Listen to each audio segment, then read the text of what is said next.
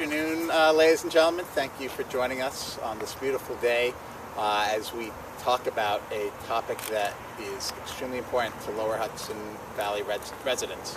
This topic of government ethics and making sure that we have a set of public officials who are as accountable as possible is a subject near and dear to my heart, but also to the fellow who I know will make a great new senator here in the Lower Hudson Valley, Justin Wagner. I'm someone who has always stood for making sure that public officials do the people's work rather than putting their own interests first. That's why I've been the lead sponsor of a proposed state constitutional amendment to strip public officials of their state pensions if they're convicted of a felony in violation of the public trust.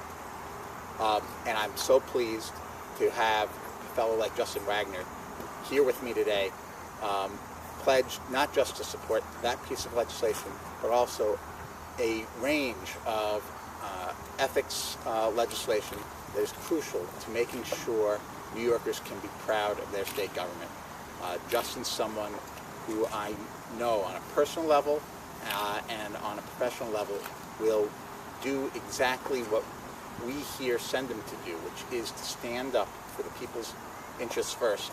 And I'm going to be very happy to work with the next senator from the Lower Hudson Valley, Justin Wagner. And it gives me great pleasure to introduce him today on this very, very important topic.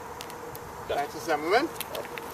Well, thank you. And I think we're here on this beautiful day to talk about something that most voters already know, and that is that the way Albany has worked when it comes to ethics and when it comes to campaign finance is not working for regular middle-class New Yorkers and members of the Hudson Valley.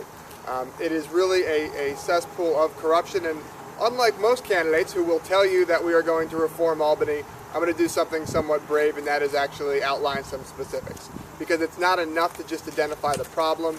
You should be asking your public officials, you should be asking your candidates to detail specifics, and that's why I think today is important, and why I hope we'll have a conversation about this topic in my race for the next 6 weeks. The way Albany has done business not only undermines the current campaign finance laws and the ethics laws, but it impacts everything else we care about. If you care about the environment, if you care about jobs, all those things are undermined by a pay-to-play culture where big money has more influence than the average Joe. And that's why it's so important that we enact these type of reforms. Assemblyman Buchwald mentioned, and I'm proud to be here with him today, the pension stripping constitutional amendment. I think that is common sense. And the fact that we haven't already acted to take away pensions from those who violate the public trust is emblematic of everything that is wrong with Albany. And so I will certainly be a sponsor on that legislation in the Senate. But we also need to actually look at proactively, how do we stop ethics issues going forward? And it's one of the few bipartisan issues in Albany. There have been indictments and folks hauled away left, right, and center, independents, Republicans, and Democrats. How do we do that? How do we monitor that in the legislature? And I'm proposing a truly independent ethics agency to oversee both the Assembly and the Senate. Past iterations of this have often reported to the very people they're investigating. That's not a truly independent agency. We need an agency with teeth that can really go after corruption and make sure that public officials are held accountable. We also need to reform our campaign finance laws. And now listen, we are only one vote away from doing this. The governor supports campaign finance reform. The Assembly has voted for it. Assemblyman Buchwald has voted for it. The Senate is just 1 or 2 votes away, and I will be that vote to enact comprehensive campaign finance reform. And what does that mean?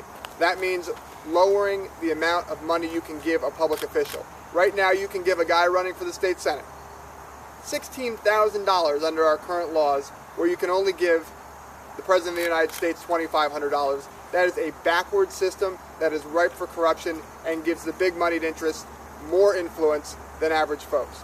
We also need to increase disclosures about what people do with their campaign money. And I think that is an issue that folks in the 40th District have heard a bit about. But I like to tell a story about a legislator up in Albany who had his pool redone using his campaign money. And when someone said, "How do you justify that as a campaign expense?" he said, "I have fundraisers around the pool. It's a campaign expense." Right now, everything can be considered a campaign expense, That cannot be the law. We need to increase disclosures and tighten what you can use campaign money for. We also need to enact a matching fund system, because the most frustrating thing for folks looking to run for public office is the simple truth is that elections are expensive. And for most people who have good ideas, who want to run for public office, the dream dies at that first meeting with their consultant or their campaign manager when they say, you got to raise $500,000, you got to raise $1 million. No normal people can't do that. So we need to have a public matching fund system where small dollar donations are matched, and so we can empower more people to run for office. You know, incumbents are reelected at a 99% rate in Albany. It is not because the public thinks everyone's doing such a great job. It is because the power of incumbency is strong, and we need to break that up a little bit and give the people a choice by enacting competitive elections, and you get that through fair campaigns. I would just end by saying that, to me, this is not a blue team versus a red team, Democrats versus Republican issue. Ethics in campaign finance is common sense. It's about bringing people together on this very simple concept that you should have trust in your government. And I would suggest that we can't move forward on any of the other important legislative priorities that people in the Hudson Valley care about until we restore our trust in government. And so that's what I'm pledging to do. So I'm going to be pledging to talk about in the next 6 weeks, and that we'll do up in Albany once we get there after the November election. So I want to thank folks for coming. I'm going to stick around and take questions. And again, I want to thank Assemblyman Buchwald, who is not just doing a tremendous job representing this area of Westchester, but also really being a leader on policy issues. And as a freshman, it really is remarkable what David has accomplished, and that may be the reason he has no competition this fall. But I appreciate his support nonetheless, so thank you. Thank you, David. We good? We good? Does anyone have any? Yeah. I can either